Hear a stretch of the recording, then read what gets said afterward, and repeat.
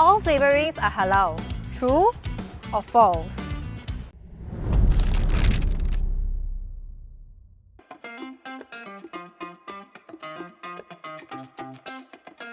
对，是哈拉嘞。Not always, yes. False, because you may not know what's inside the flavorings themselves.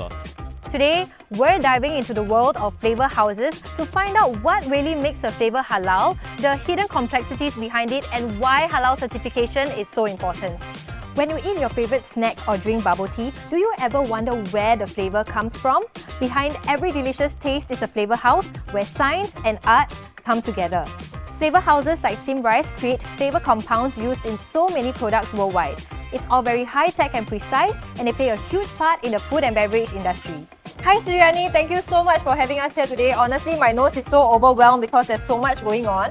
But can you share with us how flavors are actually made? Sure, I'll be more than happy to share with you. So there are various techniques to produce flavors, such as solvent extraction, distillation, and also synthesis. Yeah, so for instance, we extract essential oils from plants, or we combine compounds to replicate natural flavors. Come, let me show you an example of our liquid flavor production. Wow, that's really interesting. It's my first time seeing something like this, but now I'm curious. What actually makes flavors halal? Well, we have a halal certification process where we perform thorough checks on our halal raw materials and we manage the documents into our system. So in this case, our quality and regulatory teams, they ensure that these raw materials are approved before the relevant data are stored into the system. So in addition, we are also regularly audited by both our halal internal team and by MUIS officers. This helps us to ensure that we comply to halal certification conditions. Wow. So in that case, how do you check the raw materials upon their arrival into the warehouse?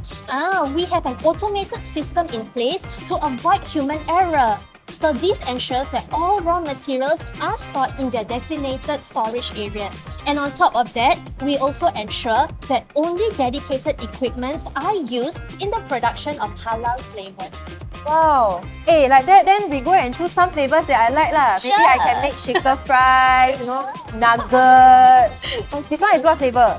Beef. To really understand what affects the halal status of flavors, let's hear from MUIS. Flavor making is considered high risk due to its complexity and confidentiality. Things like the source of solvents and the methods used are key considerations. So take ethanol, for example, is commonly used for its effectiveness. Although it's chemically the same as alcohol found in beverages, the halal status depends on the source and the use. The Fatwa Committee allows ethanol as a solvent if it does not come from the alcoholic beverage industry and does not exceed 0.5% in the final product. This ensures it is halal while meeting industry needs. So some companies are also exploring alternatives like propylene glycol. Then, what about the smoky or savoury flavors that are often found in my favourite potato chips? Some smoky or savoury flavors may use animal-derived ingredients like meat extracts or fats. So if these come from non-halal sources like pork or animals not slaughtered according to Islamic requirements, then they will not meet the halal standards. So this is why transparency with MUIS is very important in verifying the halal status of these flavors. So, with such strict requirements, how does Simrise ensure halal compliance while protecting trade secrets? Well, firstly, we maintain full transparency with MUIS throughout the certification process while maintaining proprietary information with confidentiality agreements in place. So you have to share your recipe with them? Yes we do. So we do share with MUIS our recipes and supporting documents for our flavors to obtain halal certification. Okay. This usage of halal certified raw materials really helps to ease the process. Wow. Okay. Wait, I'm processing all of that. So you have to share your recipe and all that. Okay. But do you have any specific processes or guidelines for your staff? Well, in this case, we do invest in traceability system and training for our staff to ensure that we comply with the halal certification conditions.